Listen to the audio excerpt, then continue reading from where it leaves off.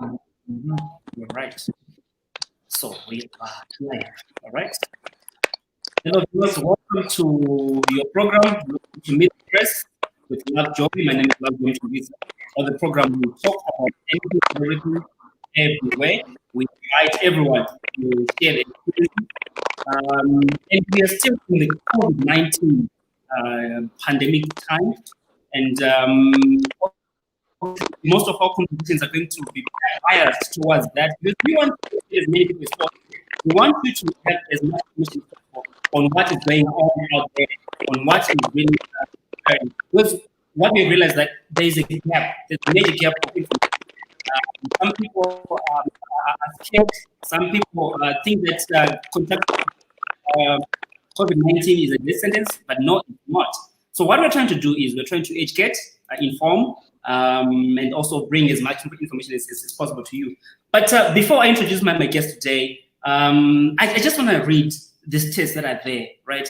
As at 18 January 2021, this is yesterday, Zimbabwe has recorded 27,892 cases of COVID-19, including 17,372 recoveries and 773 deaths. And of the 773, 60 were recorded yesterday, being the deadliest day since we started, or since we recorded the first case in March 2020. These are not good numbers, mind you. These are not good numbers. We know that these numbers followed after the first movement of people, etc. So we want to find out from the people, from the people who contracted and they recovered. We want to find out what they use, because right now there's a lot of information that you can use. You can use Zimbabwe. I think Zimbabwe is trending. You can use that you can use Mute Snuff. I don't know what you can use in the valley. Those are some of the things we should talk about. So I invited to the program Nixon, Constance, and we also have one guest who's not yet here. We try to get all of him to the network. Constance, I think there's something going on with the microphone. There's some bit of going on.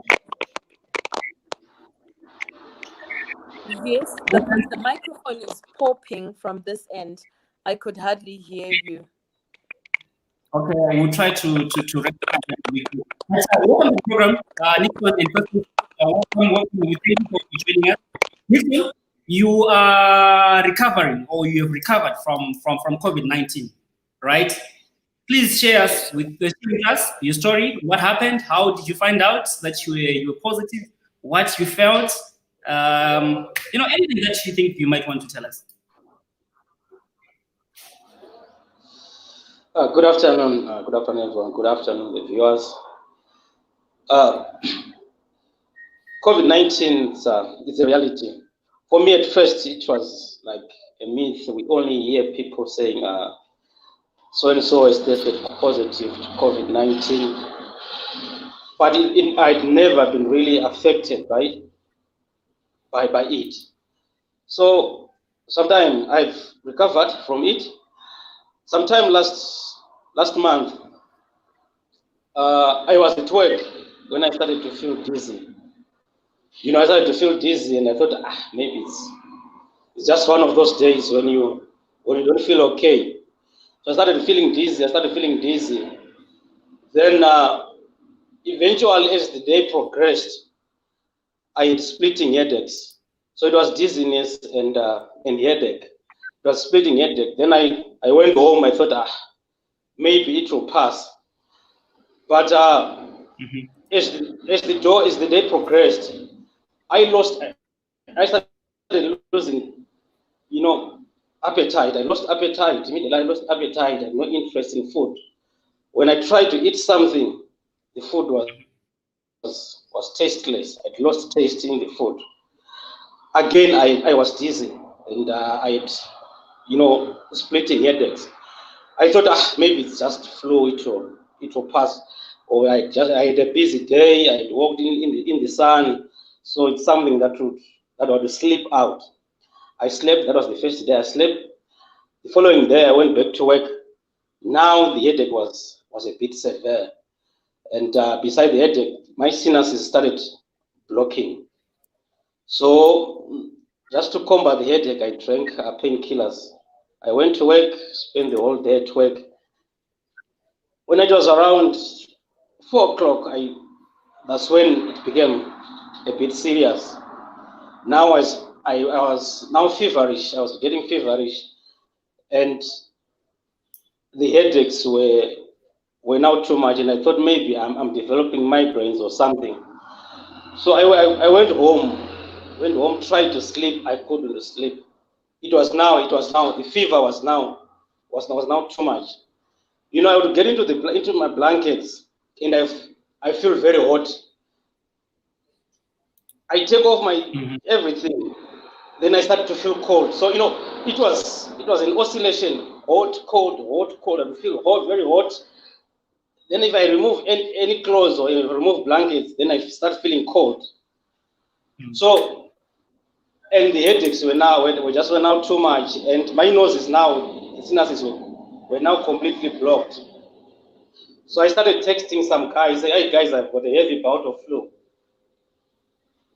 There's some friends who are in the medical field, they started, no, be careful, this could be COVID.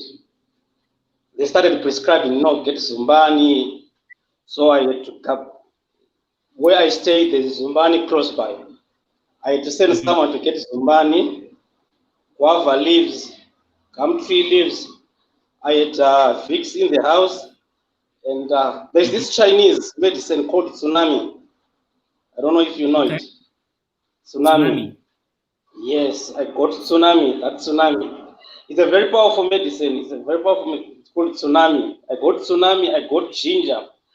Because I was telling everyone, most of my friends, a lot of help was coming in now. You know, someone saying, do this, do that, let's do this. So my first port of call was steaming. So I took Zumbani, guava leaves, gum tree leaves, that's eucalyptus, gum tree leaves, Vicks, ginger, king onions. I cut the king onions into pieces. Boiled Zumbani, boiled together with guava leaves, with the gum tree leaves, until it was steaming. Then I had to do the kunatira thing. Took a blanket and covered myself in the steam, on top of the steaming pot of the whole concoction. You know, before I got into the blanket, someone said you have to breathe in. I breathed in. Then I got into the blanket. I started, breathing in, breathing out, breathing in, breathing out, breathing in. I was there for almost 5 minutes. When I came out of the blanket, I was sweating all over. I had to run outside to get some fresh air. But in the pot, I had to add also some drops of that tsunami. I had to put Vicks. When it was steaming, I had to put Vicks and drops of tsunami inside. So the concoction was really smelly, and I was breathing hard. After that, someone said, yeah, you have to drink. I drank the concoction. It's not easy, and it's not an easy drink. Remember, there's ginger, which is very, very bitter, and guava leaves. You know, the whole concoction is not pleasant in drinking, but I had to drink it. After that, I felt better, but the headaches were still there, so I had to drink to take some pain ease. I had to drink some painkillers, and I managed to sleep that particular night. The following day, I didn't go to work. I was in bed the whole day. I couldn't eat anything because food was tasteless to me. Again, I had no appetite to eat. The second night was the hectic one. The night that I thought I'm gone. I remember texting a friend in UK saying, my friend, I think this is it. This is the end. I had to repeat again the steaming process. But now, I was doing it at every 20-minute interval. I was weak because I was not eating any food. I was just boiling the concoction, then I steam. After steaming, I drink. Then I go back to bed. Drink again, steam again, maybe after 20, 30 minutes. Drink the concoction. Then I go to bed. I couldn't sleep. I couldn't do anything. I was awake the greater part of the night. My sinuses were blocked, so I was taking the tsunami thing. I sniffed it in my nose so that I can sneeze and the mucus can come out. It really helped because after if you breathe it in, it has got some funny smell like that of pute. So you can end up sneezing so that you can remove the mucus from your nose. All right, fine. Nixon, because of time, I just want you to be brief. I just want you to be brief because we've got less than an hour, and I know most of you are on your lunch time. So maybe just in brief, but then again, I will be coming to you for more questions. Maybe just sum it up. How long did it take you to now fully recover from the day that you fell sick? I think it took me 2 to 3 days. Well, the second night I said, which was hectic. Around 3 a.m., that's when I managed to sleep. When I woke up, I was now feeling better. So I had the whole day again of drinking and steaming. So I managed to recover. Then I did another 2 days of resting, just resting at home. And my appetite was now that the appetite was back and eating a lot so that I can replenish the energy. I think it took me 2 3 days. I was now better. All right, fine. Thank you so much, Nixon. I'll be coming back to you because we have got so much to learn from you. We have got so much to learn from your experiences. We want to find out more from you. But I want to move on to Constance Makoni. Constance, you've got a story to tell us. Please blow us away. You promised to tell us a story. Oh yes, this one will blow you away, definitely. My story is a bit different in the sense that I had 4 family members who were affected by COVID. Actually, my grandmother, who is late now, she's the one who contracted the virus when she attended a funeral of her brother. You know, we told her not to go there, but you know how it is with people who are elderly. You know how it is with the elderly. She insisted that she wanted to go there, and she spent 5 days there. So when she came back, soon after coming back from the funeral, she had a terrible, terrible flu. So after that flu, we took her to the doctor. No, actually, when she had that flu, we took her to the doctor, and then the doctor didn't suspect that it was COVID. So she went through the whole flu cycle of 7 days. Then after that, it was the following week, she then started complaining of chest pains. So my parents called me. It was Monday evening. They called me and they told me that Gogo wasn't feeling well. So I then told them I would come Tuesday morning. Tuesday morning, I went there, and my grandmother was she was someone who was very talkative, but that day she was very, very quiet. So I ended up taking her for COVID tests at fire brigade there. That's where I took her. We got there. She was tested for COVID. We tried to get her into hospital, but we couldn't get her into hospital because that's the week when they wanted the COVID certificates. So we couldn't get her into any hospital. We just ended up getting her tested. I also got tested. My mother got tested, and then we went back home. My father then was feeling well, and my little brother was just saying he was feeling fluish, but he was okay. But then the situation then deteriorated. My father called me on Thursday. He was failing to breathe properly. And then he also called my cousin. My cousin called me, Maini, where are you? You need to rush home because Sekuru is not feeling well. We got there, and my father was struggling to breathe. My mother was also struggling. My grandmother was now struggling. And it was really a difficult situation because that was like, the whole pillar of the family. These are like the pillars of the family who were not feeling well. My brother was still feeling asymptomatic, and my brother is 23 years old now. So at least he had edge on his side, and he's someone who's into exercising, into weightlifting, and so forth. So we were not really worried about it. Yeah.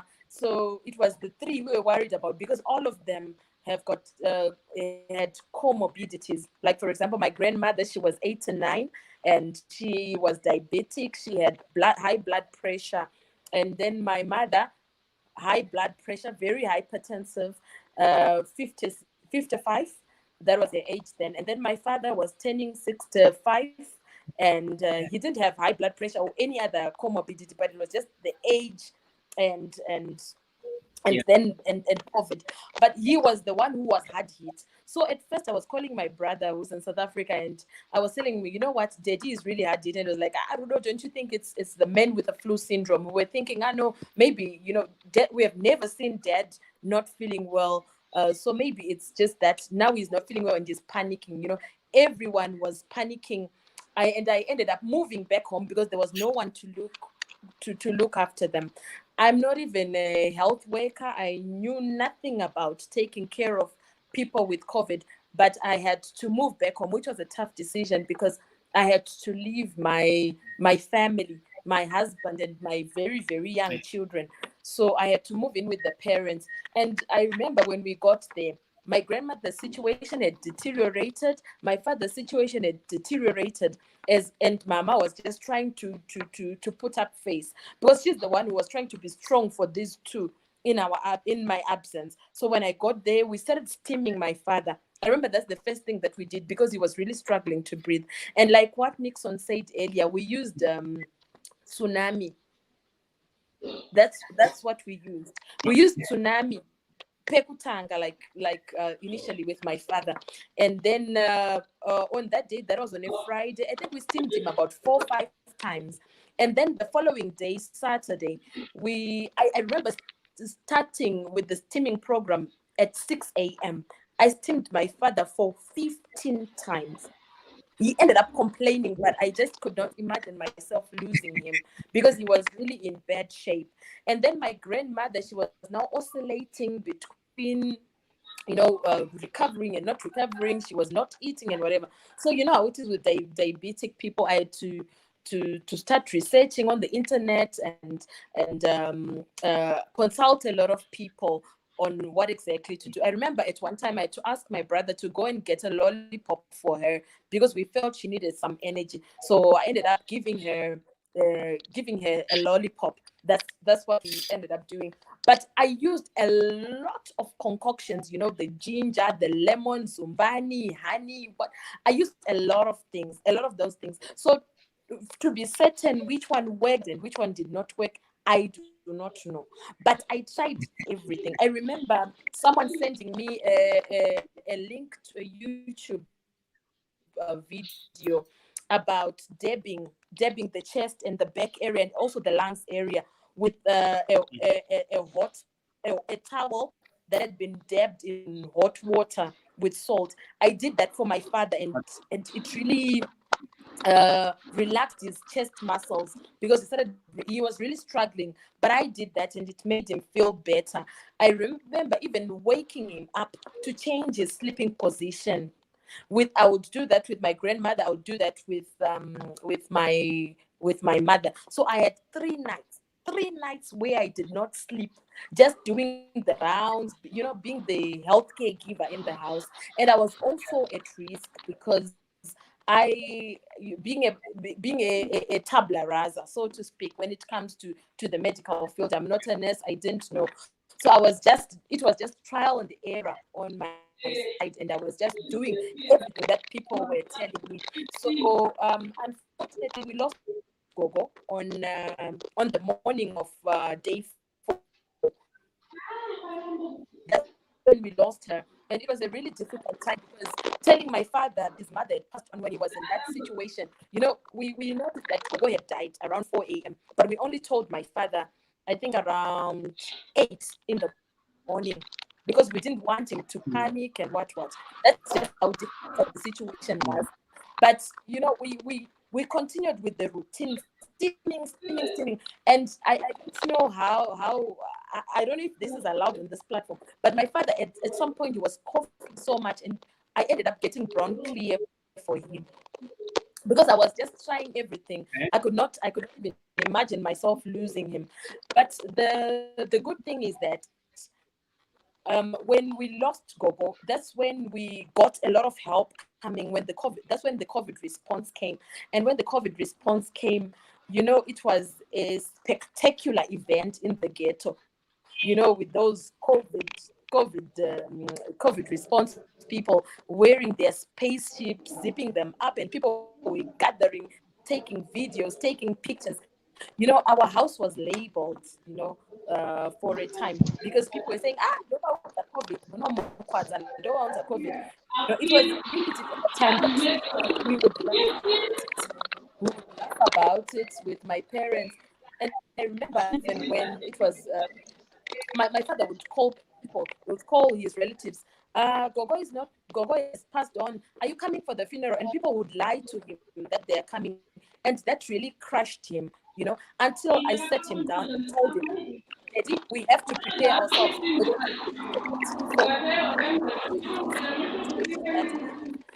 and I on the think day I of think the burial, my father now he had portable ventilation, oxygen ventilator that he was given by the COVID response team. He actually wanted to go to Warren News with that thing, but we told him no, remain behind.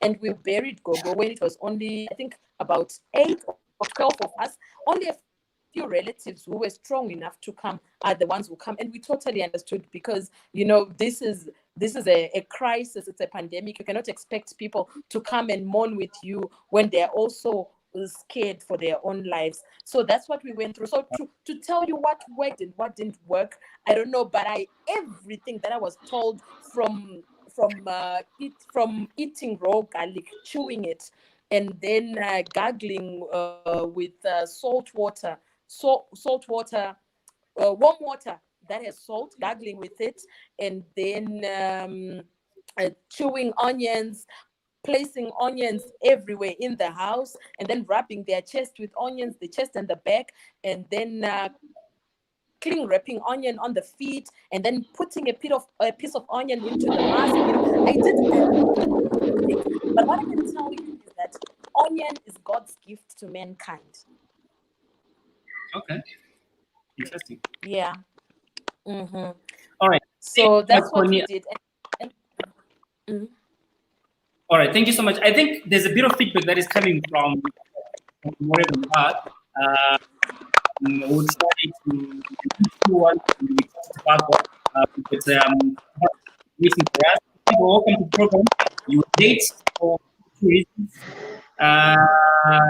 You're here now. This is what's important. But Connie, before you go, there's one question, because I was going to do this later on, but there's one question that is coming on. Connie, what is tsunami? I think you talked about it. Nick talked about it. This is the first time hearing about it, to be honest. I think it's something that we want to know what it is about.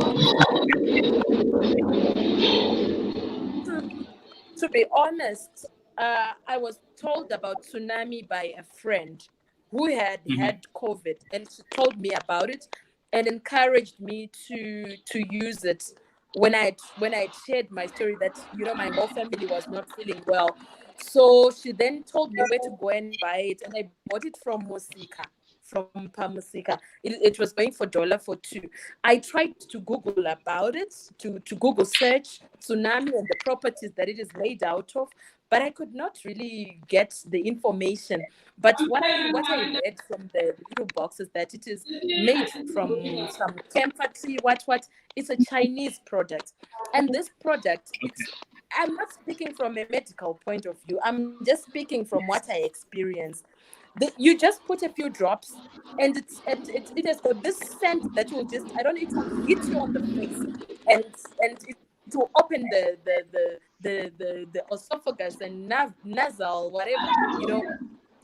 That's what it does. So I don't know if it's scientifically proven or what, but tsunami has been working for me. Even when I'm feeling a bit fluey, I use tsunami and onion. That's what I use now. Okay. All right. Thank you so much. Well, maybe to answer on the Okay. tsunami, All right. it's I sort want of okay. Okay. You can go ahead. it's a Chinese with Chinese medicine in a very small bottle with a green label. It's found in a small box, a green box. It's a herbal Chinese herbal medicine. So it's just in a small bottle that you can pour droplets into water, or if you want to put it on your nose, you'll be hitting on your nose, the droplets will be coming out. It has got a powerful scent. If you put it in water, it can fill the whole room with its scent. So the scent is so powerful, it can fill the whole room. Unfortunately, I'm far from home. I could have brought picture. Maybe I will send you picture, Lovejoy, picture of that tsunami.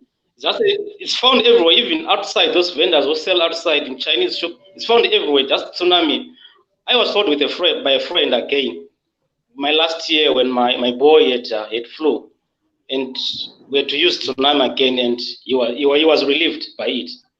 It's found in a green bottle, in a green packaging, green pocket box, and inside it's in a transparent bottle, small bottle. So it's called tsunami. It's written outside tsunami. All right, fine. It's okay. We'll try to find out more about it because, with COVID, we are learning as we go. So what works for you may not be something that works for the other person. So we want, and also for the record, these guys that are there, they are not medical doctors. Yes, I've had doctors in the past two shows, but these are not medical doctors. These are survivors and helpers, or maybe those who were affected and infected with COVID. So please, what they're saying is based on their personal experiences. It might not work for you. We just brought them so that we can hear their stories, how they're doing it. Maybe one or two people can be helped by their stories. Now I turn to Tafago. Tafago, welcome to the show once again. We had done the introductions, but straight into it. Tafago, share with us your story. What happened for you to find out that you had COVID? How did you find out? What did you feel? How did you feel? What did you use? Okay, hi everyone. Can you hear me? Yes, I can hear you, Tafago. Go ahead.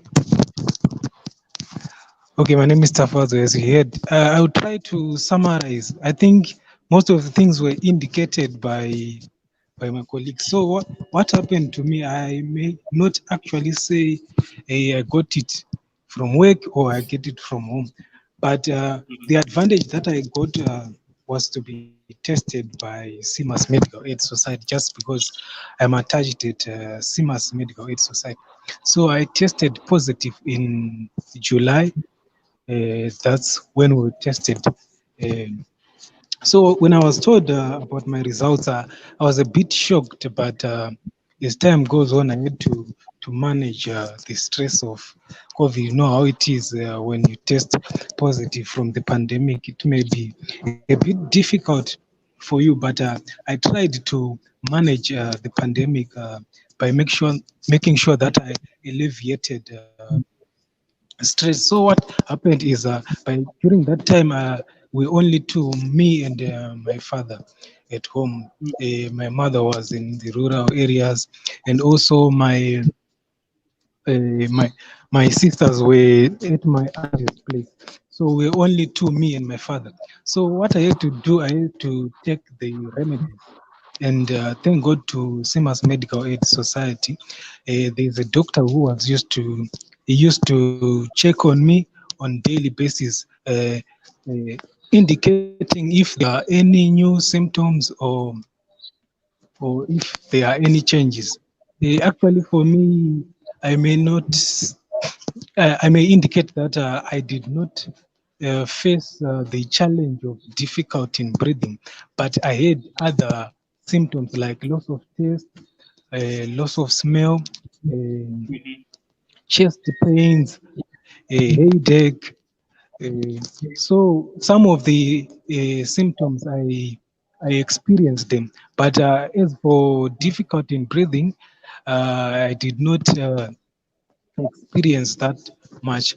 But as for me, I was using the natural remedies like lemons, ginger. But as I indicated earlier, that I was given a medical package from CIMAS Medical Aid Society, which included the cough syrup, some tablets such as paracetamol, and the thermometer which I used to test my temperature. So I forget some of the tablets, but I was given a medical package which I was using.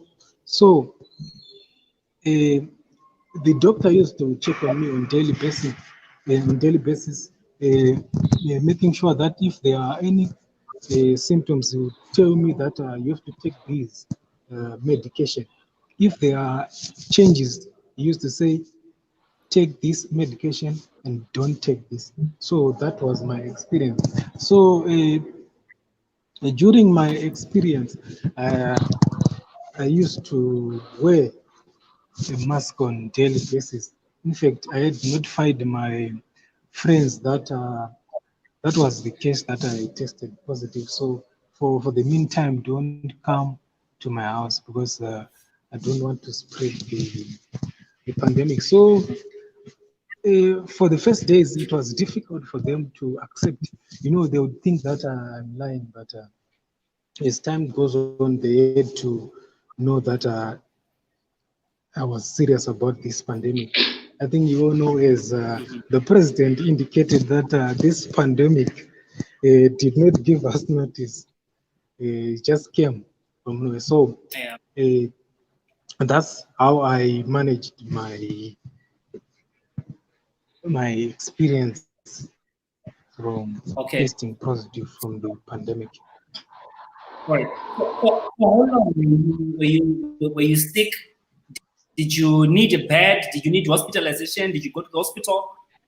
Or were you at home? What really happened? Okay, concerning that, I was isolating at home. Okay. I was isolating at home. I was not hospitalized. I isolated home. Uh, and the doctor, I had a doctor who was checking on me on daily basis.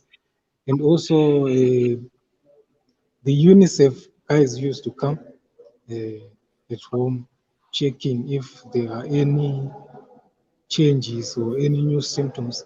But that was also being taken care of by a doctor who was checking on me on daily basis. I'm sure you all know that CIMAS Medical Aid Society is a medical company. So we have a lot of experts concerning this pandemic. So I had a doctor who was checking on me. So because of that, I had no reason to be hospitalized. So I had to isolate at home Okay. as he was checking on me on daily. Okay, so unlike Nixon and Constance's relatives, you went for the medical part of it. You did not go the traditional way. You did not use Zumbani, Tsunami, and all these concoctions which Connie and Nixon were talking about.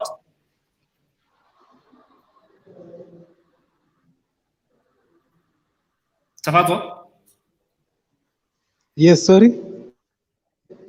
Yes, I'm saying, Sorry, can you come again? Sorry. did you use the traditional remedies that Constance and Nixon were talking about? Did you use anything to do with Zumbani Yes. or Yes, of course. I must also indicate that the doctors were also saying you should also take the remedies.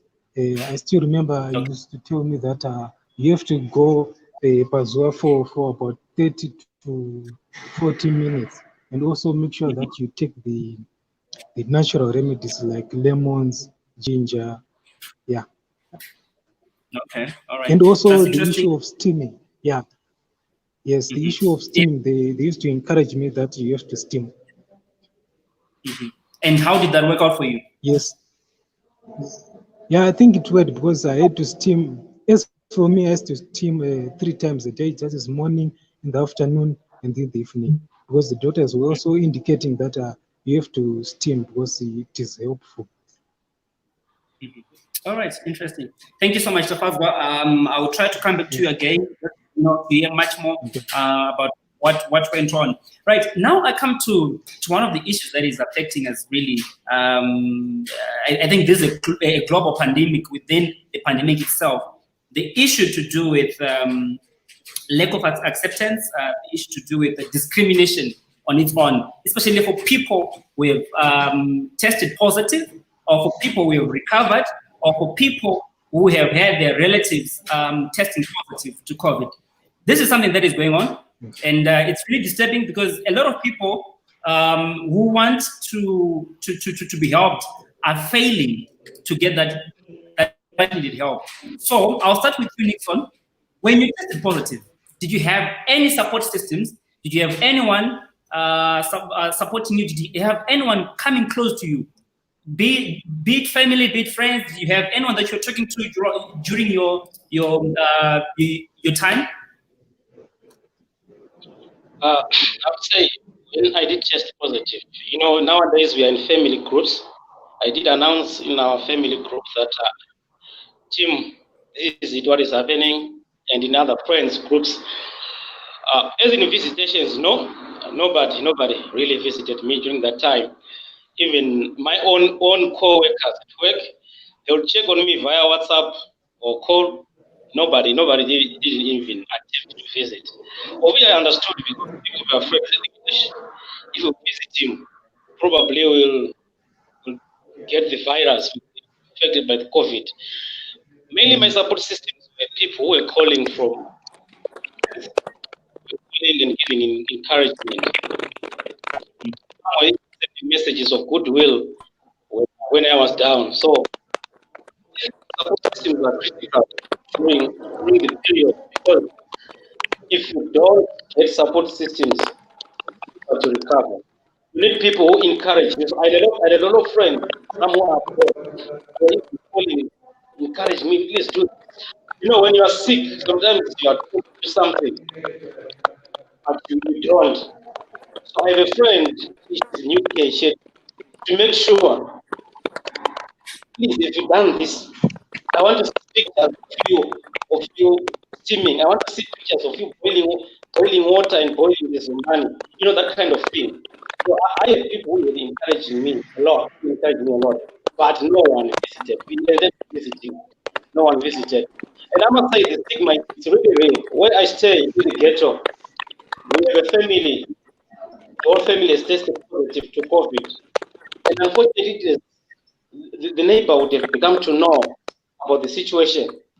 And, it seems like they're leprosy. They're just going up. House. Don't even go there. People there tested positive. It's really unfortunate. Prior to them testing positive, they have a bowl, the water problems in Chitungisa. People used to go there and get some water. And now that they've tested positive, nobody wants to associate with them. Nobody wants to know on the gate and even ask how you guys are feeling. The stigma is real. They are now being stigmatized. People are now saying, Pambapo, and when the rapid response team came because the father was worse affected and they come to collect him, everyone in the world was standing there with their cameras, everyone taking photos. It's really bad. The way now people are treating them as if they are aliens or they've fallen from Mars just because they've tested positive to COVID. I think a lot of education is needed on this issue. Thank you so much. That really touched me. I also have got a couple of friends with positive, some have recovered, some unfortunately, but then again, left out like that. That's business. Constance, we had 4 people, if I'm not mistaken, 4 people who tested positive. Right?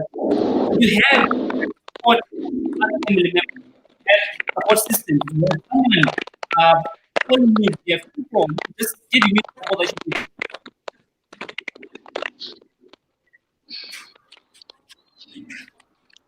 Connie? Yes, I didn't get that. There's a bit of feedback on my side. Can you ask me again? All right, I was saying when your parents, your grandma tested positive in COVID, did you have people supporting you? And how important was it if you got it? And how important was it if you did not get it? Okay, I don't know if I heard you correctly, but you're talking about support, right? Yes, support system, yes. Yes, we had a very, very strong strong support system, and to thank the relatives, the friends, the workmates, and all. Even my husband, he was very, very supportive. He was, I would say, Sha, please leave this place because you're going to go back home and the kids are going to get the virus from you. But you'll still come and you'll run and do what and take all these precautions. But he was there through and through. We had a strong support system. People would not come in person, which we totally understood, but they would research from wherever they were and send us the information. And people were more worried about me because now they were saying, Rudo, you've put yourself in this situation. Constantly, you put yourself in this situation and you have left your own place. You've sacrificed yourself. How are you taking it? So people would research. Do you have that? And we got a lot of PPE coming in. At first, we had the disposable masks, and me and my brother would wear 3 or 4 of them, and then the face shield until we got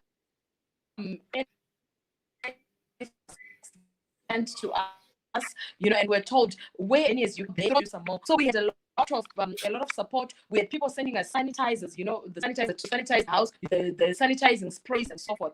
And even after my grandmother passed on, we had relatives who said, no, we don't think it's COVID or what. So we had 4 relatives who were strong enough to come. They would seem, but they were there, and they gave us the support. For us, that it was humbling. It was even shocking that people would say, no, we are going there, we're going to help you. The calls were endless and so forth, and that's exactly what we needed. Also, what we did during the time was just to switch off from the media, social media, also because it was really messing us up. You're trying to make sure that Daddy's breathing fine, Mama is getting better there, Gogo is, trying to attend to them, and then you turn on France 24 and CNN, and they're telling you that 6,000 people have died. That was not helping the situation. And I remember giving my mom my iPad so that she could just get a novel to read. I remember she was reading Danielle Steele, and we'll discuss that just to take our minds off things, and we would read the Bible and so forth. That also helped us. And also, I think what helped us was that we, at that point, we had, hello, can you hear me? Yes, I can hear you, Connie. Okay, I think what also helped us is that somebody had sent us a message which said we needed to eat an egg, a meal with an egg-based meal a day, and my mom has got those layers. So people were not buying eggs from our house. We had eggs in abundance, so we would eat our eggs and have fun with them because people were shunning us. The discrimination was real for us, but it was only for a short time because after what happened to us, I'm sure people then started knowing that the virus is there. Within I think about 100 meters of where we stay, there is a borehole. So people used to come there without masks, without any form of protection. But after seeing the COVID response team, people were now so responsible. They would come all masked up and so forth, and they knew that we are in a crisis and the virus is spreading fast. So yeah, we experienced a bit of discrimination. And I remember this other day when I went for a walk with my mom, somebody said, muchini penyu, because family even my dad, when he went to the shops after 21 days, people were saying, people were saying such in our face. And I remember this other day, there is a child, but we would laugh about it because we knew people do not have an understanding of what it is, and they think just because we've been affected by COVID or something. But we just said, no, it's okay, they'll understand later. But now the discrimination is no longer there. Well, maybe if it's there, my parents have not told me about it, but each time I've gone there, everything has seemed normal. The eggs are being bought. We have reverted back to our normal lives. All right. Let me also reiterate this that COVID can be caused by anyone. Anyone can be it doesn't mean that you're too special, that you have it. No, anybody. I haven't had it. I know I'm at risk because I'm people probably like and for those people who are discriminating other people, who are showing this stigma, it's really not necessary right now. Yes, we need each other right now. This is the time that we should be coming together, checking on each other. I think we can do more together than we are divided. The life after COVID, right? We've had a lot of information coming through that there are after effects.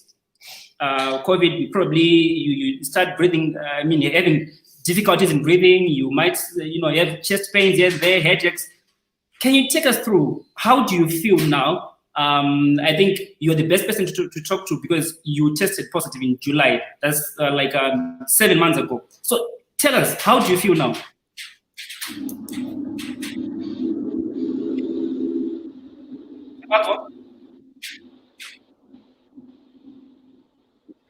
Okay, I think we are having problems. Tabato, can you hear me?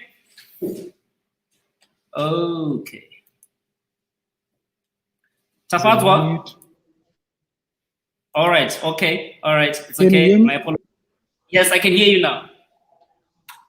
Okay, concerning that issue, I think a lot of people say a lot concerning the pandemic. But as for me, since I tested positive from the pandemic, I did not have any challenges. But the fear that I have right now, because I still remember when I researched about this pandemic, but if you test positive, are there any new changes that you may test positive? The research was saying once you test positive, you cannot test positive again. But right now, the doctors are saying if you test positive, there are high chances that you will test positive again. But since I tested positive, I am now more cautious than anyone because I know the challenges that you may face if you test positive because I experience it. So with that experience, I am using it to my advantage so that I make sure that I may not test positive again. So since I tested positive, I had not any any challenges concerning this pandemic. But are you using your experiences to influence other people to be cautious? Are you teaching other people about the dangers of it? Yes, definitely. I think since I tested positive, I had to encourage my colleagues, my family, that this pandemic is real. Don't denigrate it. So you'd find out by right now, there are certain people who take this pandemic lightly. You hear someone saying, kuna COVID, just because Yes.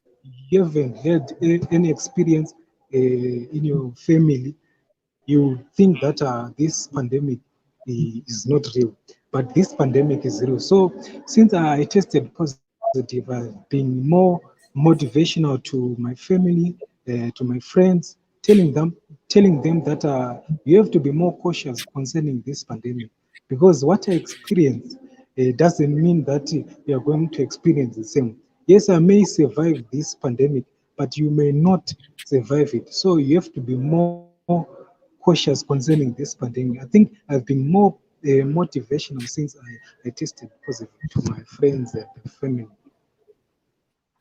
All right. That's awesome. Thank you, Tavago, for that. I believe your experiences now are also impacting on other people. And now you're speaking from first-hand experience. And people will take it serious rather than from people say, no, you can't do that thing, but you have lived it, you have survived it, and people will now be. All right, before I come to you, Nixon, and we are running out of time, but I really want to appreciate the people that are tuned in. Thank you so much who are following the program. I'll pick 4 or 5 comments, and then we move forward. Mark Mbanje, you say thank you for opening up. This is to you guys. Thank you so much. Mark Manja again, he said knowledge is power.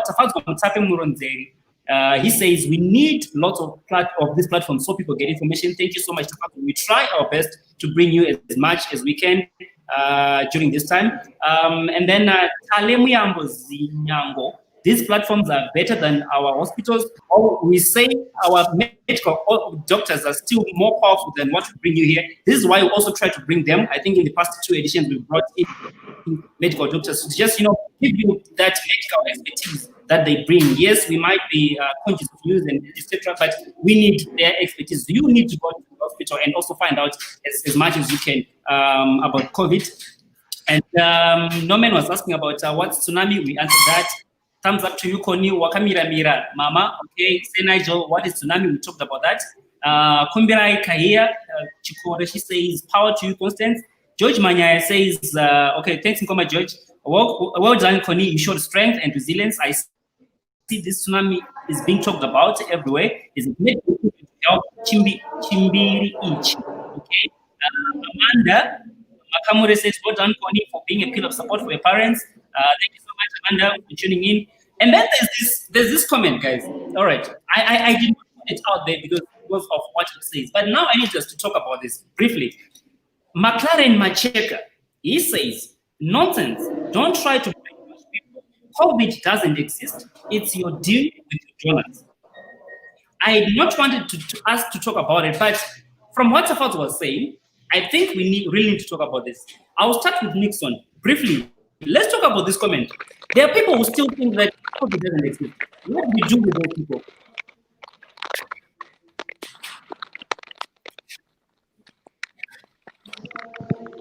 Nixon?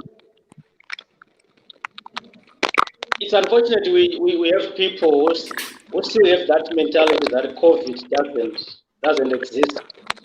I feel it's people need to not to listen to a lot of conspiracy theories, but focus on how we survive as individuals. Because some of us have been infected and directly affected by it, and we know it's existent. I think it's a case of us educating people more so that we drown the voices of those people who say COVID doesn't exist. Because those people, they can easily influence other people to be reckless because they say COVID doesn't exist. Let me tell you briefly one example. I went into a Zuko bus the other day because my car was down. I went and sat in the corner with my mask and I was washing my hands with the sanitizer. A guy came to sit very close to me and I said, my friend, there are empty seats up there. Why can't you sit there? Then he says, COVID doesn't exist. You have to be careful. We have such people with that particular mentality and it's very dangerous. I think we need more and more of these programs so that we educate people, so that we can drown the voices of those who say it doesn't exist.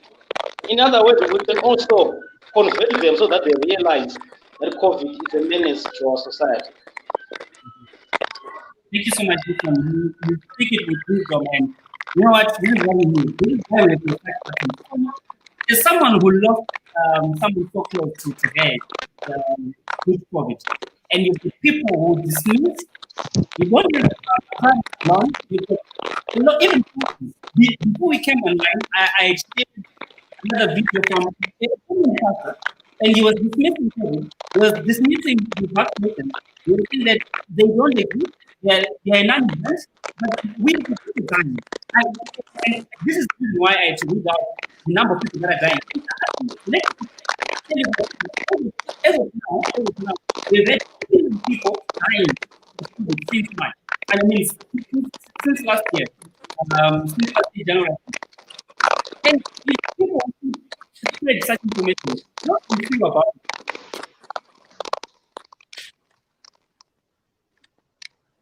Connie? That's exactly the reason why with our family we decided that we're going to tell the world. We don't care what people will say, but we're going to share our story so that people like the one who posted there can understand and know that these are real people, Zimbabweans for that matter, who had a nasty encounter with this disease. It's unfortunate that they do not believe that COVID-19 is there. It's unfortunate that we still have a large section of the society which is ignorant. Well, it's all incumbent upon us to push the message. COVID-19 is there. I don't know what else they need to know, because even if you pass through along Herbert Chitepo and you pass by Nyaradzo, there are so many hearses there waiting outside. There is so much information circulating on social media. The information has been let out there, jingles on the radio and what, and people choose to be ignorant. Honestly, I do not understand.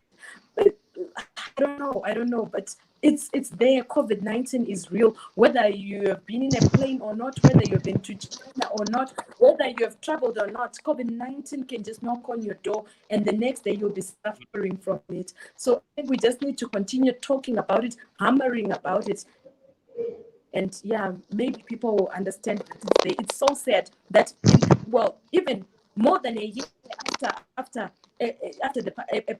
World Health Organization has come out in the open to say there's a worldwide crisis, people still do not understand.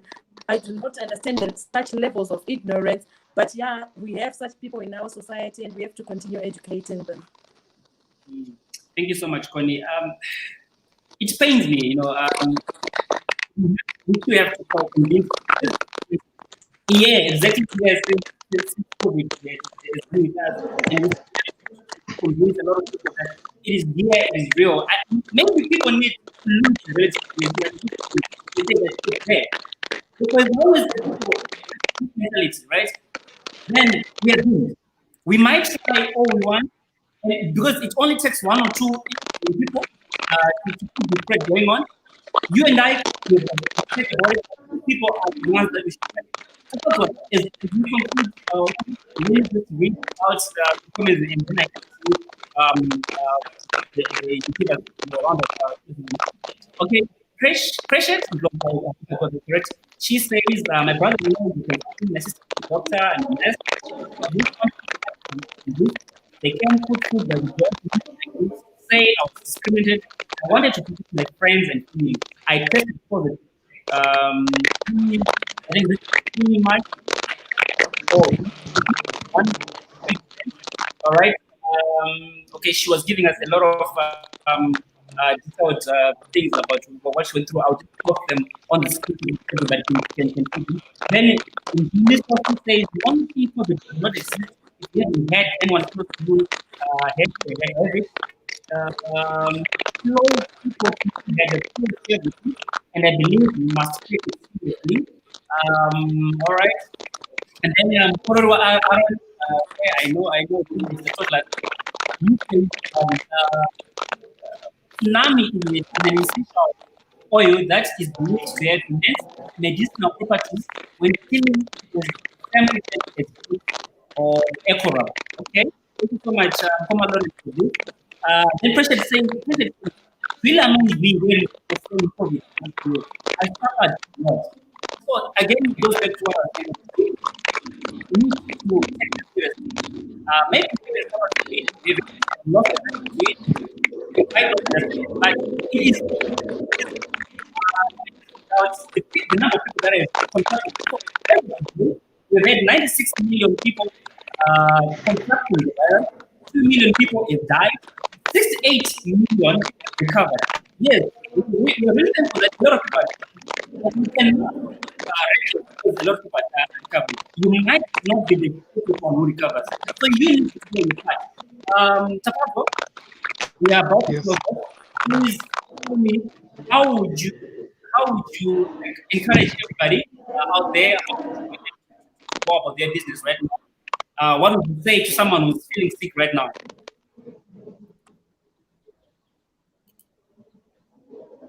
Sorry, maybe I did not hear you well. Are you saying what should I say to someone? Yes. Sorry, yes. Come again. In conclusion, what do you say to people who are sick right now? They want motivation. They want to be feeling better like you. They want to recover like you. What would you say to them? Okay, what I can say to someone who is sick right now, I can say, yes, of course, This pandemic has killed a lot of people, but it doesn't mean that it is going to do the same to you. What you need to do is just be cautious about this pandemic. Take the remedies that you should take, such as lemons, ginger, onion, and so forth. And also make sure that you do what you are told by the doctors. What the doctors are saying concerning this pandemic, you just have to follow that, and also follow the guidelines of this pandemic to make sure that you don't spread to many people. And I just want to encourage anyone who is sick right now that you are going to beat this pandemic. Just make sure that you are very cautious, and make sure that you are also prayerful. Mhm. Prayer. That's for those who believe in the power of prayer. Pray while it's also taking care of yourselves, because prayer alone will not save you, right? Exactly. You also need to be very, very careful. Nixon, in conclusion, to someone who's sick out there, to someone who is just tested positive, someone who's on their bed struggling with COVID, who want to recover just as you, what would you say to them? I'll say there is power in positivity. Maintain a positive mind. Don't read the sordid stories about death, about so many people die. I mean, there's a lot of false news flying around. Concentrating on positive things. Put your mind into a positive mode. I was helped by watching a lot of soccer, participating in these funny groups that really motivated me. So you really need to be positive and surround yourself with positive friends, people who encourage you, to say, no, my man, you can beat the disease. It's a painful experience. We don't want to lie. It's really painful. The pain, I cannot even explain it. It's really painful, but we can beat it. For someone who is sick now, you can beat it. Just be positive. Just concentrate on your recovery. Follow every procedure. Do the swimming. Everything that you think will help you. Just do it. You'll recover. You'll be well. Mhm. Thank you so much, Nixon, for that. We really hope someone will take the words and they can recover. Connie, quickly, I know you guys have to go quickly. To someone who's not feeling well, to someone who has got a family that is sick just like yours, what would you say to them right now?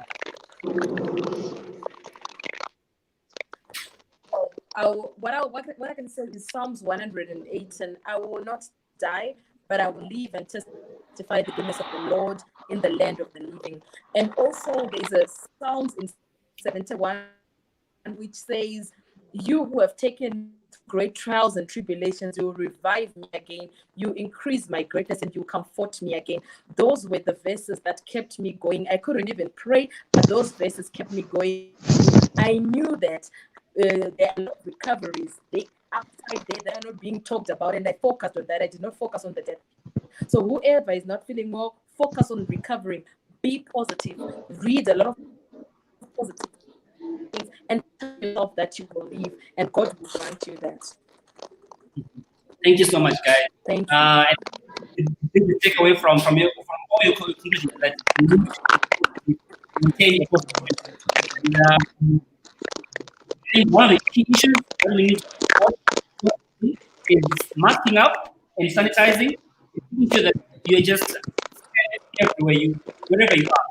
Just make sure that you're safe, because we usually know when and where you get those. Let's say, let me say it again. If you're diagnosed 19, it does not. You can live to tell a story one day. Maintain mindset as is by my case. I hope someone helps message, and I hope someone can be helped from this day. I said because the show is join me in terms of a big thank you to my guests today. I hope you guys enjoy your health standards. I hope you maintain that you have, and I hope you touch that you have another. Rescue, and